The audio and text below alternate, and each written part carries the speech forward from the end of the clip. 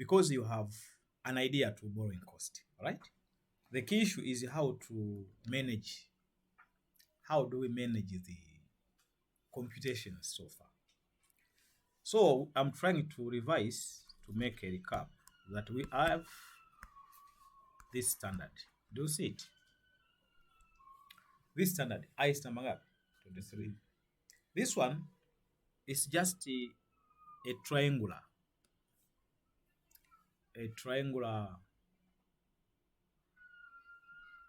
key issue. Somewhere you should have a mindset.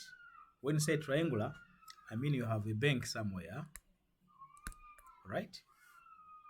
And you have an entity somewhere. And then you have a qualifying asset somewhere. An asset. That explains the reasons as to why we are securing for the loan. Kwa kila mtu kimuuliza kwa nini umekopa atakwambia. Kama lengo sio kucreate asset, manake option moja ya borrowing inafanyaje? Inaondoka. Kwa hiyo ndio model. Sasa kwa ufupi kwenye hii standard usianze kusoma manoti. Unaweza kubadilika. So you should have a fact. What are the small issues in this standard? Having those small issues, you can become a very good preparer of financial statements at large.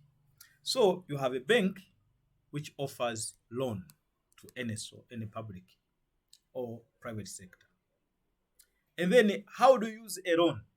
There is a reasons as to why a loan has been issued. So you submit those loan proceeds to either create an asset or expenditure code. You see? On subsequent, this is a principal loan. You see, principal loan. And this one is repayment of finance cost. That is the cost of borrowing. So, finance cost. What's the finance cost? It is a cost of borrowing. Yani gharama kwa nini umekopa ile adhabu. Sasa, at this ground, on finance cost, we have two policies. Whether you can capitalize or expense. Am I clear? Now let us see these cases.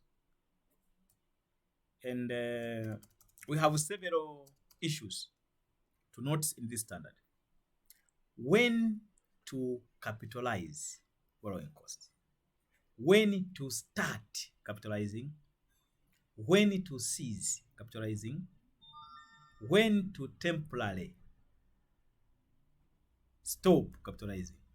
You see, at this point, you have to see the impact when an entity has reinvested loan proceeds in short-term investment through the central bank, the BOT. And the output of those proceeds, how do you treat them in the financial statements? Am I clear? So today I'm going to talk on two key issues. Key issue today, key issues. Number one is progressive construction.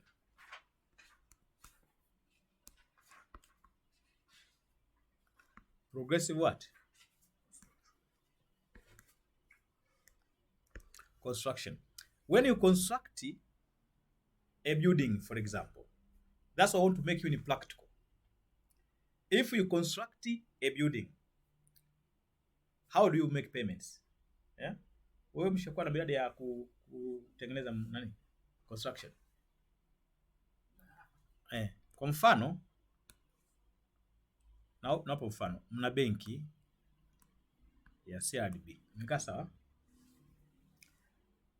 Au let me produce the following information for you to handle this practice.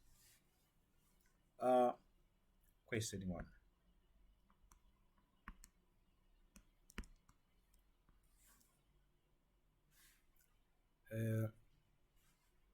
TANAPA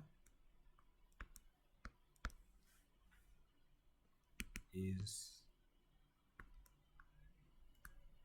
constructing its head office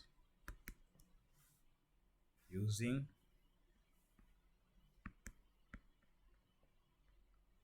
borrowed funds from CRDB.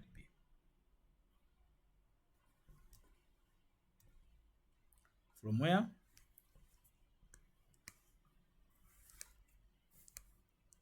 CRDB.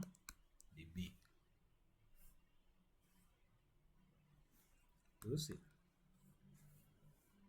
Umenielewa? The management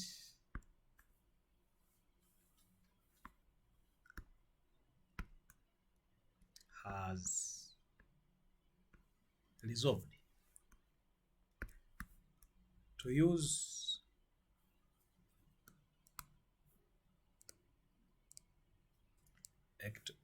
a capitalized rate of 9% per annum. Am I clear?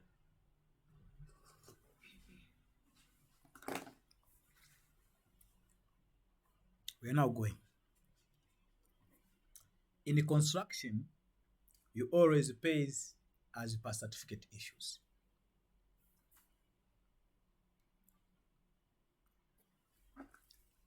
The project manager, this is number ngapi? Kwa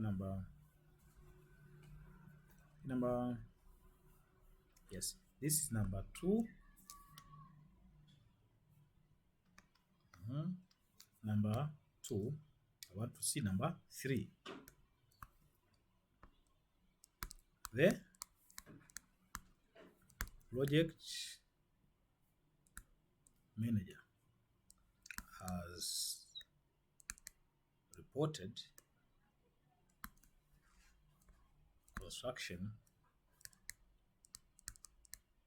in different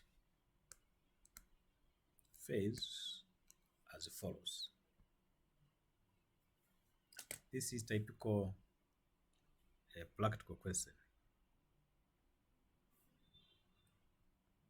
So, yes,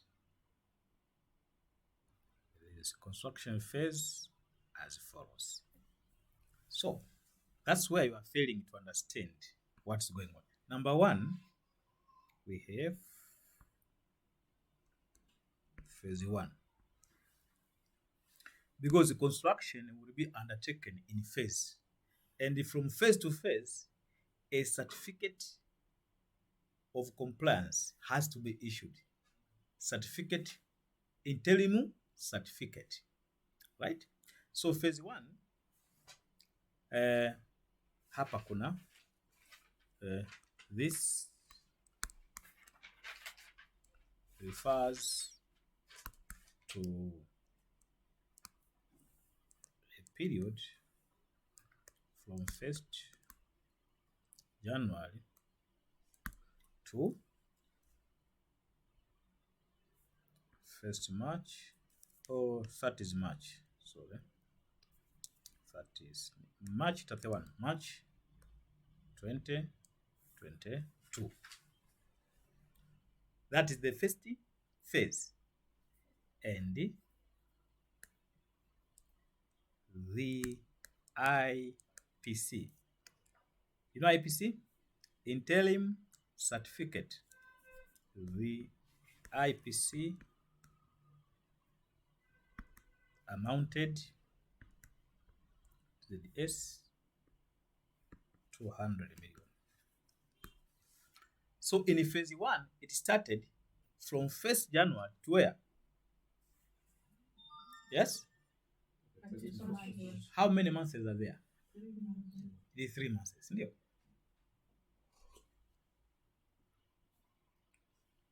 So this is the way it works. Let's see phase 2. From there, let us see phase 2. Phase 2, this phase started from when? 1st April. So April, May, June, and July to 30th July 2022. That is phase number 2. Now, and the IPC was 650. Nimeleka mpaka hiki kinachokisema mwahi kukiona, si ndio? Na ndicho bado kinafanyika in practice. Now we go to the last phase. So the last phase number 3. Phase 3. This one, this phase started baada ya July ni August. Still started, this phase started, this phase started on 1st August 2022 until when? To 31st December 2022.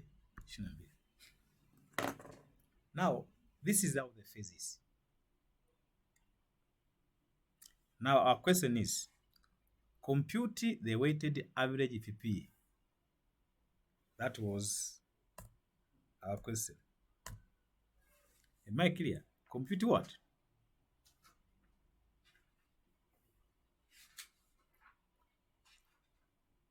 Required is here. Compute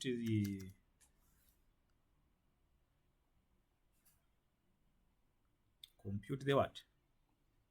Compute the weighted average Ppe to be reported in financial statement.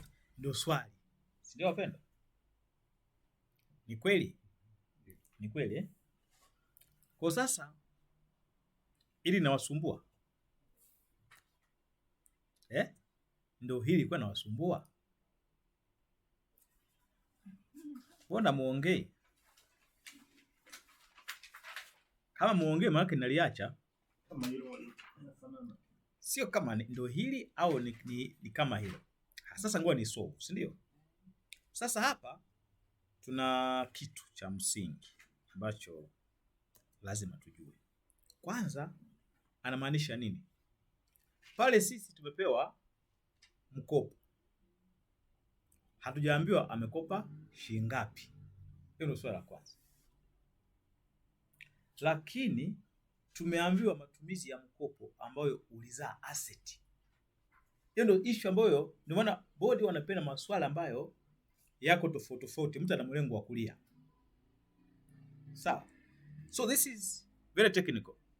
What I want to teach you is how to tackle this question so far. Kwa lazima uangalie computation. So solution. Lazima uwe na nini? Uwe na hii table. Hii table ya kiroho.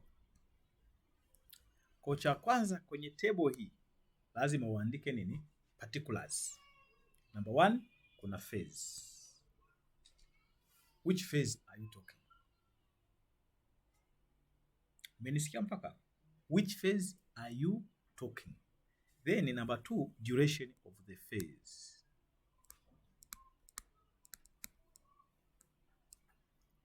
Number 3, weight. Tunaita fraction. The next one is additional Ppe. Sasa kienda hivi kuna additional Ppe, alafu kuna cumulative, alafu weight. Vitu vingapi? Nyie pigeni mia hivi. Kwa hiyo naanza sasa. Tuna phase 1. Si ndio? Phase 1 ina duration ya miezi mingapi? Mitatu. Duration unasema 3. Fraction utasema 3/12. What was additional PPE in that phase? 200 na ngapi? Cumulative imekaa sawa. Sasa hapa ngoja niwaambie kitu. Nyinyi msifute hapo. Kuna kitu kijakaa vizuri kwenye tebo yangu ya hapa. Kwa sababu si mkakwama hapo kusoma. Cha kwanza nimesema ni phases, si ndio? So we have phase, alafu duration, alafu fraction. Baada ya fraction msha kuna nini? Kuna additional, then cumulated, then weighted. Kwa hiyo sasa, having done this, it's possibly I can resolve your issue now. So utakuwa na phase 1, utakuwa na phase 2, ndio? Utakuwa na phase ngapi? 3. We have 3 phases so far.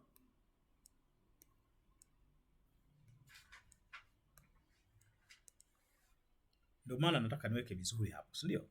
Sasa on this phase, lastly, you have total. So this total will be taken here. This total is called total weighted PP. Unasikia wewe? Haya, phase 1 duration ni ngapi? Miezi mitatu unaandika. Phase 2, what's the duration? Angalia.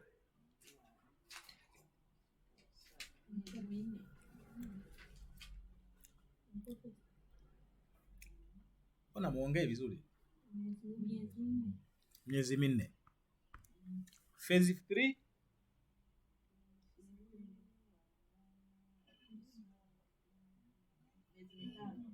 miezi mitano.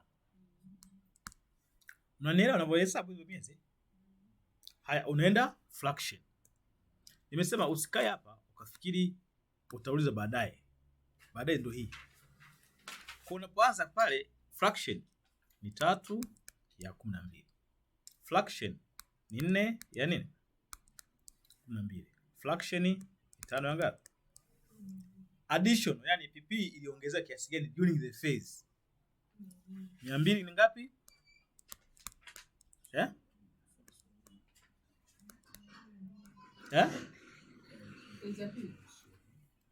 Yeah, tuko pamoja. 650.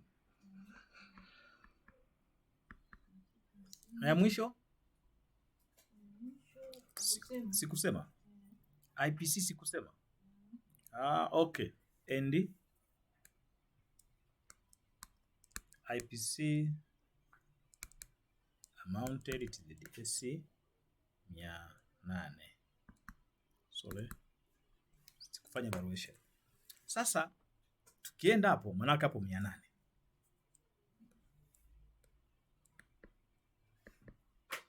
Sasa hii kinachofuata hiki ndio kinachoangusha watu. Ndio kama huna mindset hatuwezi kwenda pamoja. Kwa hiyo cumulative jumlisha ya kwanza 250 haina cumulative, si ndio? Ya pili unasema 250 jumlisha 600. Maana unapojenga jengo unakuwa na kile cha jana. Unapata ngapi? 900 kamili. Haya. Kwa 900 kamili. Nafuata 1000 700. Si ndio hapo? Twende sasa. Kila hiyo accumulated zidisha na fraction. Hiyo ndio weighted. Haya, nipe majibu. Hapo ndo swali linaishia. Utapiga kelele, utakwenda Singida, utarudi hapa. Jibu ni rahisi. Zidisha hiyo kwamba 3 ya 12 mara 250. Unapata ngapi?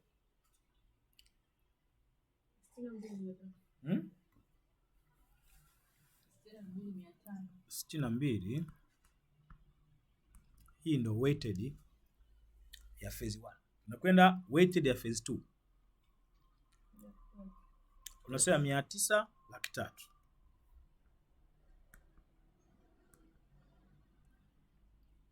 Unakwenda ya mwisho ni milioni 1 na laki 7 na 8. Hiyo ukijumulisha hii iko ngapi? Jumulisha hiyo. Milioni 1 laki 7. Kwa milioni 1 na laki 7. Si ndio? Haya, zidisha kwa hiyo fraction tulionayo pale. Unapata laki 7 na 8. Laki 7.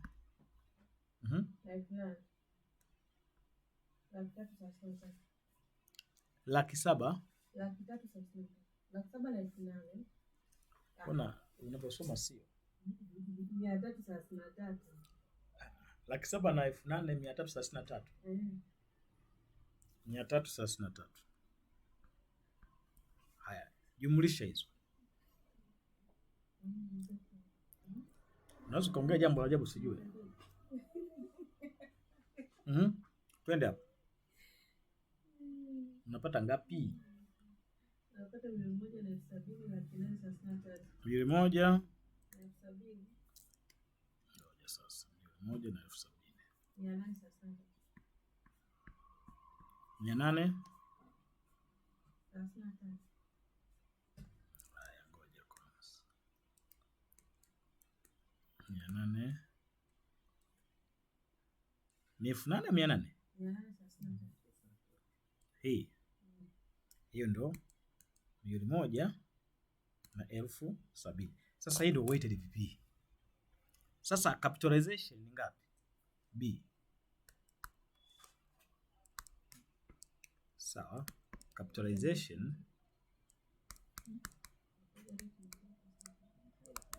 ndo ni 9% 170. Yes. Unapata ngapi hiyo? 370 na ngapi? Na 3. 5. Yes. So this is approximately. Kwa hiyo ndo swali hili hapa. Tofauti yake tu ni majina. Kwamba ulikuwa na Aprili, January to Aprili ni miezi mitatu kwa 12 fraction. Additional laki 3.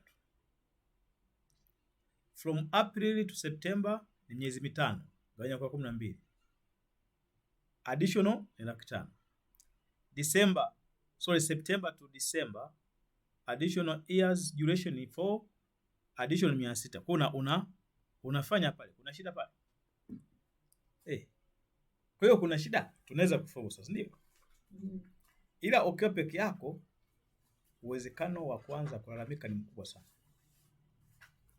Utaona kama unaonewa na hujasoma. Sasa kitendawili asema tega. Kama haujui unakwenda Chalinze. Haya, sasa twende hapa. Hii nayo nitawafanyia. Haya, check it here. What does this work here? Ili swali imetoka diploma ya FRS. Sijui kama boda hawajatoa. Sasa nataka mchukue past paper zote zile. Leza midi, August, February, May na December. Za hii current. Mnachukua mna print. Manake mimi nikifundisha kitu hapa mnaenda mnafagia maswali yote kule. Imeka vizuri? Sasa hili swali hili ni la ICCA. Sasa kama hawajalitoa, it's very good question for us. Na it is almost professional as you can see it. So I want you to understand it. What he's saying. Anasema on 1st January 20. Sasa hii inaweza kubadilisha muda. So ya zamani kaweka hivi. iliwe na nini na impact. Wewe unapotunga mtihani usiwe na mambo ya zamani. Hii swali la siku nyingi, kwa hiyo hizo tarehe zinaweza kuwa shida kwenye kuziamini.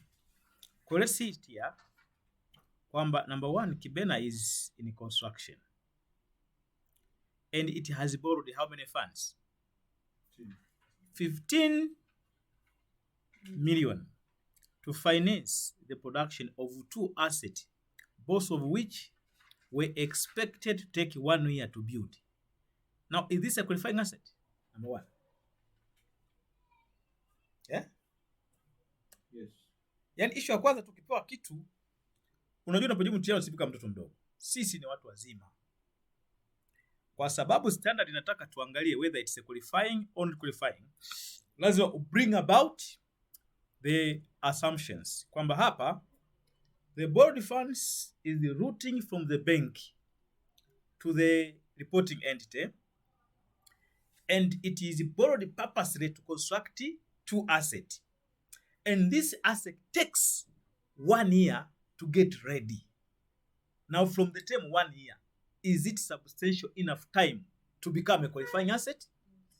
If yes, you start from there. That since the 2 building takes 2 years to get ready, this one is in line with qualifying asset in IS number 23. Pale unapata max. Kwamba mtu wa C1 ako expected to provide reasons as to why he's making the particular computations. So that is a qualifying asset. Good news. So you draw the assumption that there are 2 policies, whether to expense or capitalize. So in this ground, what you are expected here is to put a solution here, right? And then you borrow the funds from bank. Model 1, there is an entity here. So how much you borrowed, it is involved in the situation here. How much is that? Loan ni ngapi? 15. This is the first flow of funds. But the entity has constructed 2 assets. So you have asset A and asset B. Could be building A and building B, both of which are qualifying asset. That is an idea. Both of which are what? Qualifying asset. Sasa kwenye instruction ndo hapa nataka muwe na akili. What am I looking? Asset A imechukua kiasi gani? What is the cost of constructing asset A? Milioni 5. Kwa nini? Kwa sababu ilianza January mpaka July, si ndio? Kwa hiyo unasema cost of asset A ni kiasi gani wapendwa? 5 million. Manake entity imetransfer funds from the bank account to A hivi. So the loan attributable to asset A is only in the form of material, labor and the overheads, 5 million. Ndicho ambacho upo expected kuki verify. Next, the asset B contain another loan. This loan kiasi gani? 10 million.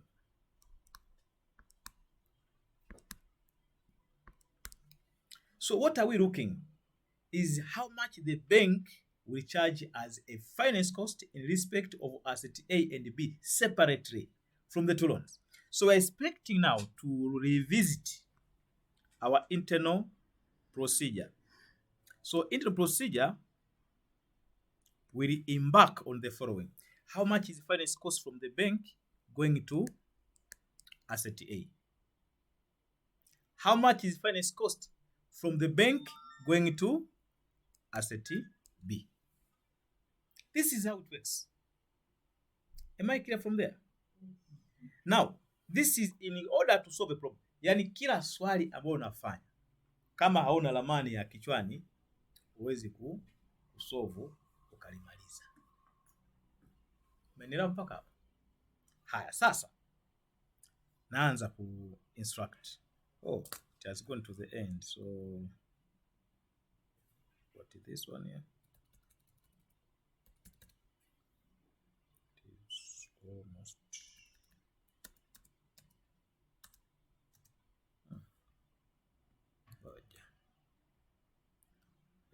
nimesahau ku add page wakati hapo. Sababu natumia njia nyingine. Nakata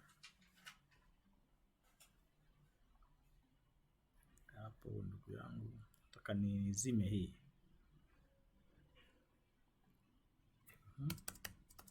Sasa tumekwenda. Kwa sasa tunaanza nini? Construction of asset A. Sababu hapo unaanza kwanza construction of asset A. Unaweka demarcation kwamba asset A started where and ended where. Imeanza lini asset A? 1st January.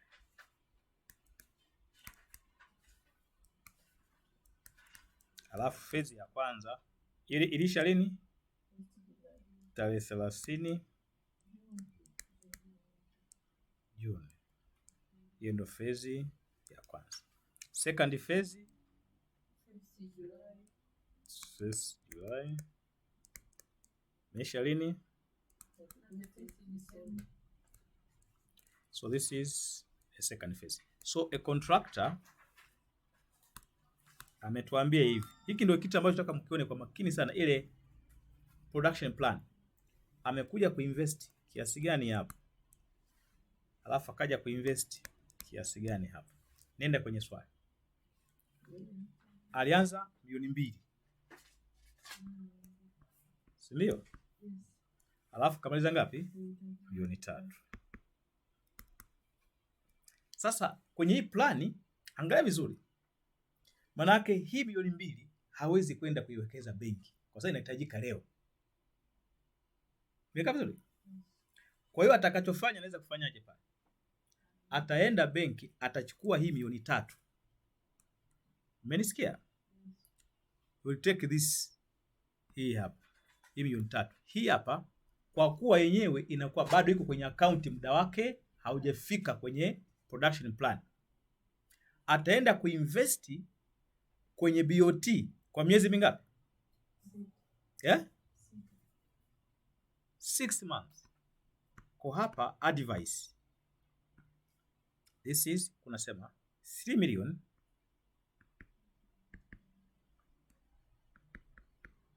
will be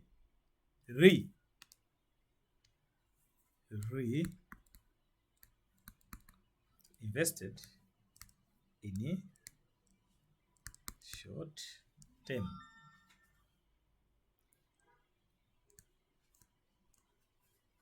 investment at hapo ndo issue. Kwa rate ya kiasi gani? Ni 7%. At a rate of what? 7% per annum for a period of how many? 6 months. Kwa unasema investment income inakuwa ngapi?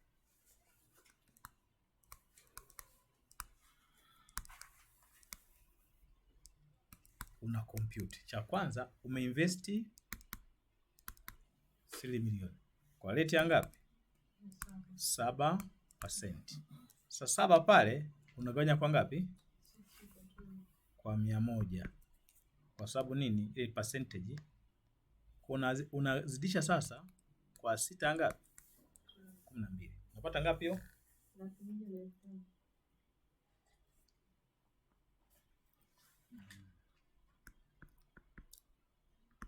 Hii ni investment income. Imekaa sawa? Sasa tunakuja computation ya borrowing cost.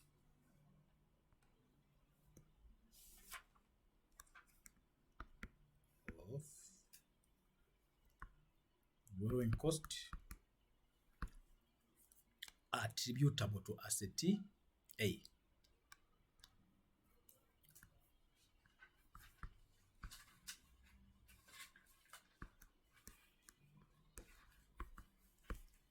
Sawa. Tunaangalia finance cost. Loan ni kiasi gani? Loan amount 5 million. Na rate nasema ngapi? 9. Unakuja sasa capitalized borrowing cost. Capitalized cost itakuwa ni 9 mara ngapi? Mara 5. Na hii imekaa kwa miezi mingapi? 12 ya ngapi? Ya 12. Ni kiasi gani hicho? 4,500,000. Sasa hii inaitwa borrowing cost capitalized. Sasa lazima ucompute net borrowing cost by adjusting the investment income that we earned through BOT treasury bonds, treasury bills. So unasema computation what? Net capitalized borrowing cost, ambayo inasaini borrowing cost deduct by what? Net proceed. So you have cost ya 100,000 na ngapi? Na nusu. Less investment proceed 150. So this one unapata hiyo, si ndio? I think it can be done, isn't it? Kiasi gani unapata? 345. Sasa initial recognition of asset A. Initial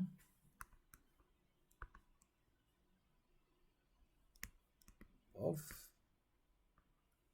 asset A. Yaani asset A sasa ina cost kiasi gani? Cha kwanza kuna material, kuna labor and others. So from there kuna hiyo vitu material, labor, overhead, of which in total amount kiasi gani?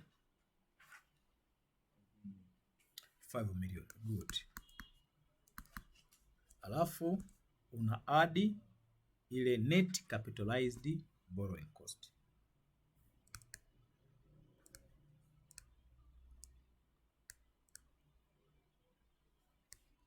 Ambayo ni ngapi? 345.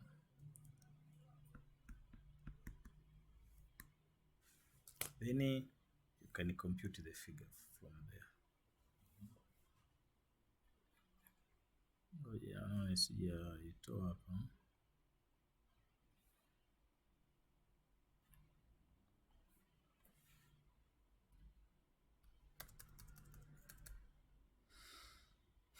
Ni ngapi umepata?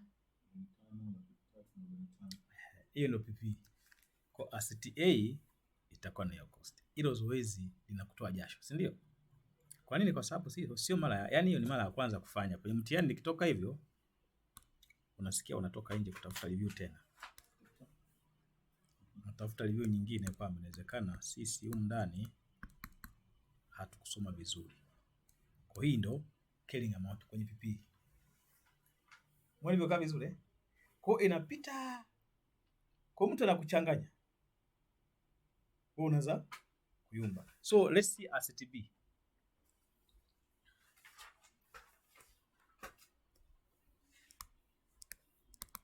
Of asset B.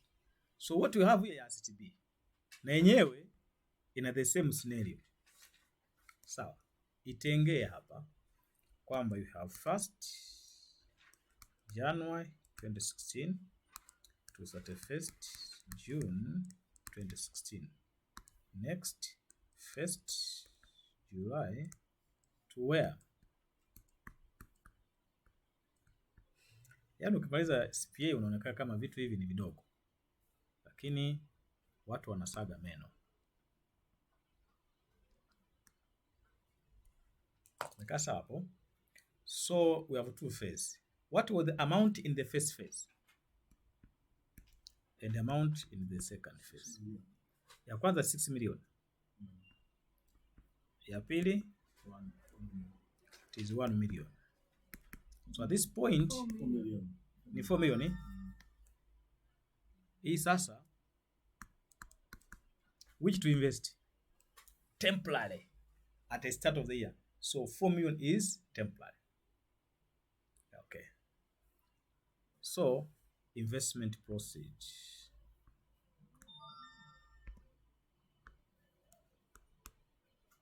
It is 4 million times 7 over 100 times 6 over 12. How much is that?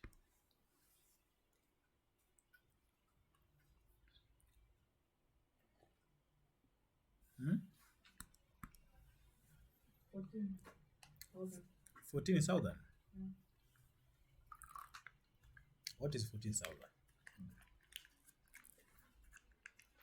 14,000.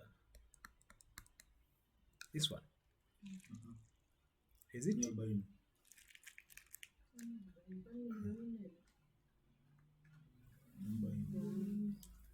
Hii milioni 4. Milioni 4 sawa, iko hajakaa vizuri hapa. So lakini 140. Kwa hiyo wazee wasema ya. Mtu amechoka na itika tu kwamba sija kaulizwa maswali. Haya. Sasa we have done. Kwa unasemaje? Compute borrowing cost.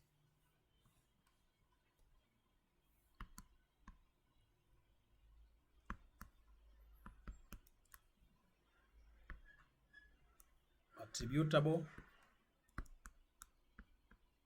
to asset B. So finance cost, it's almost 10 million. The whole amount of loan times 9%. Then times 12 per annum. Kiasi gani? 900,000, si ndio? Sasa what is investment process? Natafuta ni neti capitalized cost. Una nini pale? Utakuwa na borrowing cost ya 900,000. Toa nini? Investment proceed amounting this one here. What is this one? Yeah? 760. Unajua hata kama unasoma, hata kama hujafanya mtihani, yani unapata nguvu za kutisha mwilini kukabili mtihani. Kuna kwa kuogopi. Sio wewe unafanya mtihani wakisema urudie usema hii sitaki kabisa kurudia. Si ni karibu mama. Kama B5 useme ya sitaki tena. Hiyo sasa hapo hatuko sawa sawa. Sasa cost of asset B. Unajua unapotoka hapa mwingine anaweza kutokea kwenye dirisha hapa. Maki wote wametoka, si ndio? Lakini mwingine ametokea kwenye dirisha. So we have material, labor, and other overheads, which was acquainted to 10 million. And briefing, then you add capitalized borrowing cost. Do you get it?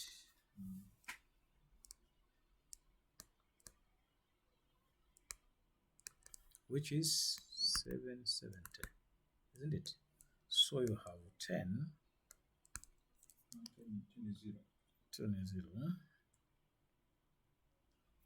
0. This was how we compute the. Is it complex? Yes. Sasa huwa unakuta maswali kama haya. Liko la borrowing cost, liko la earning per share, liko la impairment, alafu liko accounting policy. Na wewe umetoka Mbagala. Sasa manake standard hii uwe na kidogo kiwe kichwani na ile kidogo na maswali yako unajua. Sio kama unajua kwa sababu na hii standard hazitoki sana siku hizi unaziacha. Anakutungia swali linagusa standard zote. Sasa ndio maana nakwambia uwe na store ya maswali na kila standard. Kwa leo ni shapa alafu mkasolve, si ndio? Kuna swali?